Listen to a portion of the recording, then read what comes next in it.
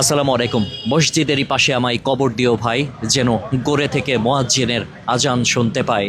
বলবীর চির উন্নত মমশির কাজী নজরুল ইসলামের সেই বিখ্যাত উক্তিগুলো।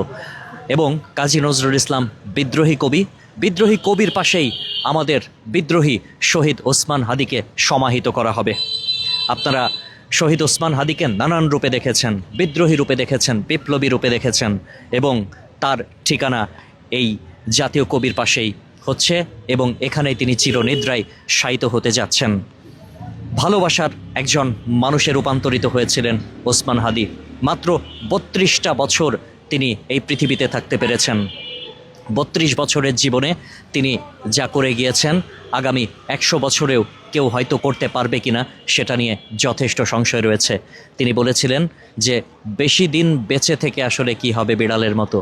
অল্প কিছুদিন যদি আমি বেঁচে থাকি, ইম্প্যাক্ট তৈরি করতে পারি, দিনের জন্য যদি কিছু করতে পারি, সেটাই আসলে তিনি করেছেন।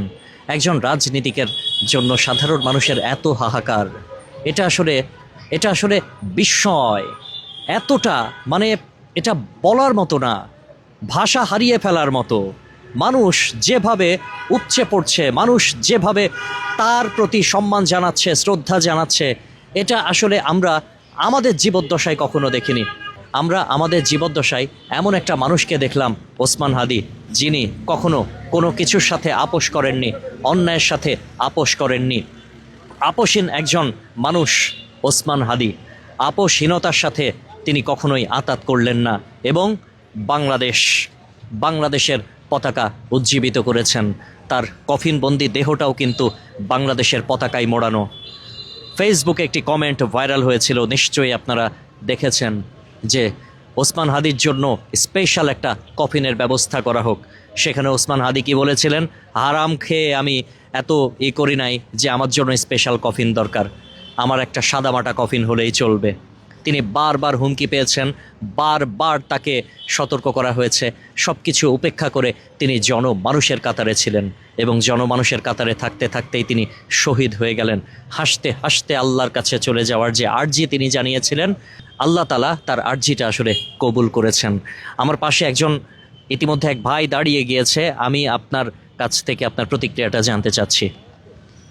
আমরা চাই যে আমার ভাই শহীদ হাদি ভাইয়ের সুষ্ঠু যারা মারছে তাদেরকে অতি দ্রুত বাংলাদেশে আনে তাদের ফাঁসির কার্যক্রম করা হোক। বিচার দাবি করেছেন, এবং পুরো দেশবাসী আসলে বিচার চাইছে। সবাই বিচারের জন্য অপেক্ষা করছে। আমরা জানি না আমাদের বিচার বিভাগ কী করবে, প্রশাসন কী করবে, সরকার কী করবে। তারা নিশ্চয়ই দায়িত্বশীলতার পরিচয় দেবে। ওসমান হাদির এইভাবে চলে যাওয়াটাকে কেউই মেনে নিতে পারছে না, এবং এপাশে আরও কিছু মানুষ জড়ো হয়ে গিয়েছে। আমি আপনার সাথে একটু কথা বলি, আপনার প্রতিক্রিয়াটা একটু জানতে চাই। নতুন করে তো আসলে কিছু বলার নেই, শুধু প্রতিক্রিয়াটা। আসলে হাদি ভাই আমাদেরকে যেরকম শিক্ষাটা দিয়ে গেছেন, আমরা তা থেকে কিছু গ্রহণ করতে পারি। আর তাদেরকে যারা হাদি ভাইকে খুন করেছে তাদের সর্বোচ্চ শাস্তি এই বাংলায় যেন সবার সামনে যেন হয়, এই প্রত্যাশা করি। প্রিয় দর্শক, শাহবাগ চত্বরের নামটাও পরিবর্তনের দাবি উঠেছে। এই চত্বরটার নাম হয়ে যাবে হাদি চত্বর, এমনটাই প্রত্যাশা করছেন সবাই, এবং সকলের একটাই দাবি, শহীদ ওসমান হাদির নামের প্রতি সম্মান রেখে এই জায়গাটার নাম হাদি চত্বর করা হোক, এমনটাই দাবি জানানো হচ্ছে। এবং আমরা বিভিন্ন লিফলেট, ব্যানার, ফেস্টুন এগুলো দেখেছি। হাদি চত্বর নামে নামকরণ করা হয়েও গিয়েছে, এবং সরকারিভাবে নিশ্চয়ই এই জায়গাটার নাম হাদি চত্বর হয়েও যাবে। তবে হাদি চত্বরের পাশেই আমরা কাজী নজরুলের সমাধি দেখে এই রাস্তা দিয়ে যখন যাই, তখনই সমাধির দিকে চোখ যায়। মসজিদের পাশে কবর কাজী নজরুল ইসলামের, এবং সেই কাজী নজরুল ইসলামের পাশে জাতীয় কবির পাশে ঠাঁই হচ্ছে আমাদের বিপ্লবী, আমাদের বিদ্রোহী ওসমান হাদির। তিনি চিরনিদ্রায় শায়িত হচ্ছেন। মহান আল্লাহ তাআলা তাকে কবুল করুক, শহীদি মর্যাদা দান করুক। সবাই ভালো থাকবেন। আসসালামু আলাইকুম।